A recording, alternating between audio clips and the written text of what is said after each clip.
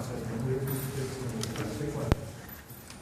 When we first introduced it to you, the Colonel was to have this whole thing on record. Thank you, Governor. I command 1,240 troopers from Jefferson City, Missouri, for our headquarters. I speak up this problem from Jeff City, Missouri. The trait of a good leader is recognizing the resources that he has put at play when problems come up. 2 days ago, I placed Captain Ron Johnson in command of the Highway Patrol operations here in Ferguson, Missouri. He is the most outstanding resource that I, as a colonel of the Missouri State Highway Patrol, can bring to this problem in Ferguson, Missouri. I think you've seen his actions over the last 2 days. I think you have seen what he's capable of. And I'm going to turn this over to him. He's been here for 12 years as a troop commander in this area. He grew up in this community. He knows this community. He can far better solve this problem than I can in Jeff City. So I'm going to turn the podium over to him, and he's going to announce the plan for this curfew and how we're going to bring peace back to this community. Why does it take a long investigation to indict a killer cop? Thank you.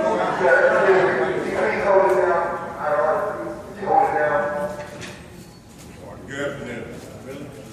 I have been tasked to provide security for the people of this community, allow them the right to speak, allow them the right to express their feelings. As far as the investigation, that is not my task. That's not the task of the Highway Patrol.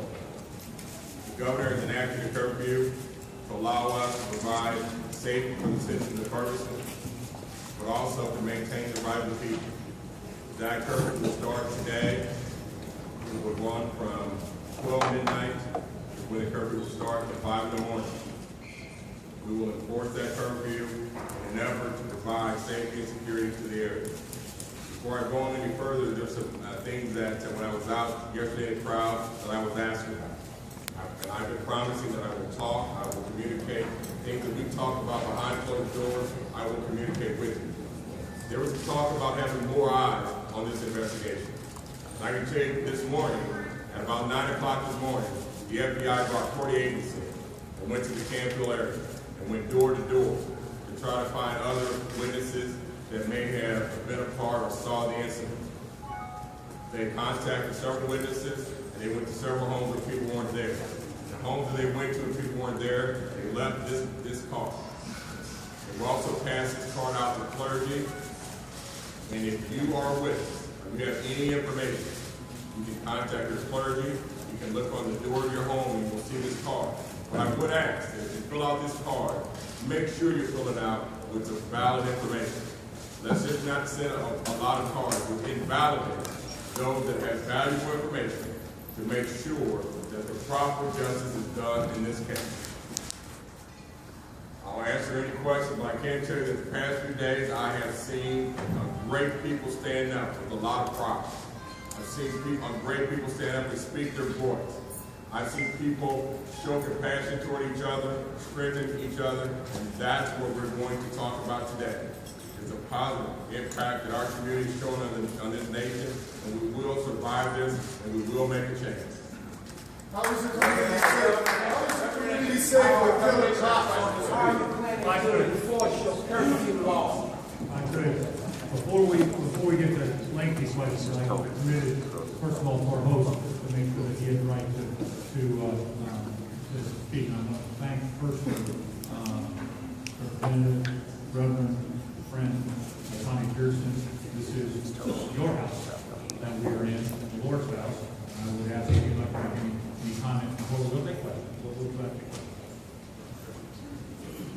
Thank you, Governor, and all of the elected officials and the law enforcement officers who are here.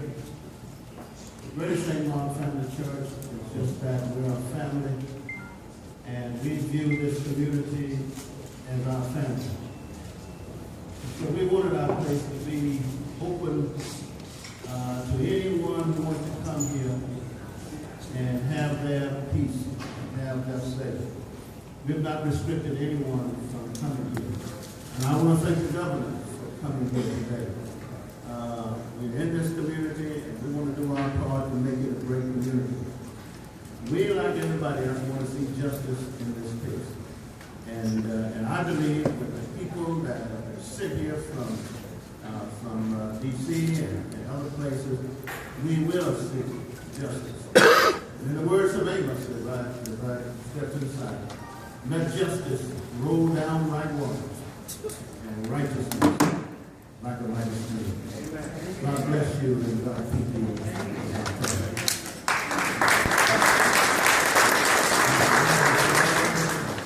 One more, the senior elected officials who have been intimately involved, and they want to make sure that the resources are necessary, not only in this region, but equally around the country. Congressman in this particular district, my dear friend. Thank you, Governor. We also say that I want to tip my cap to the Missouri Highway Patrol.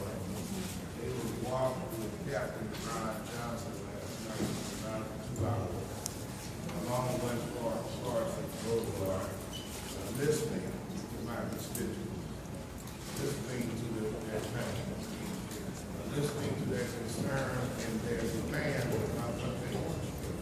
And then it was a very peaceful assembly. And that's what we want that to continue to be along that stretch of street. And I want to commend the law for toning it down, pulling it back, and showing a human side to the community. And that's what we first have to do. We first have to be each other and look at the way we police the community and look at each other. We will stop there. Governor Nixon. Besides you declare a state of emergency, I understand you have the right to set a curfew. I've been told you also have the right to take the investigation away from Rockland College. You have that authority. Are you going to take the investigation away from them? Yes. Yes. Our focus at this time is on the security here, making sure we get peace. As I said before, there are a number of people of goodwill, people of good strength, that are working extremely hard to get justice. Do you have that authority? I'm not going to, as I said when I got involved in this, and operational level, our focus is security. We're going to maintain that focus while continuing to comment and support. How do you run an investigation without the man being indicted? He ain't even indicted yet. Governor Nixon.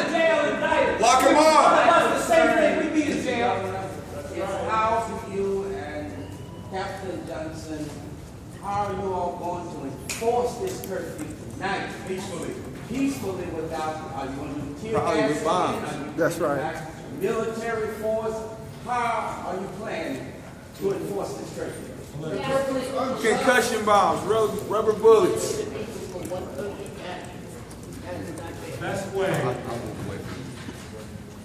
for any I know what he's gonna do. Concussion bombs, rubber bullets. That's how you do it, right?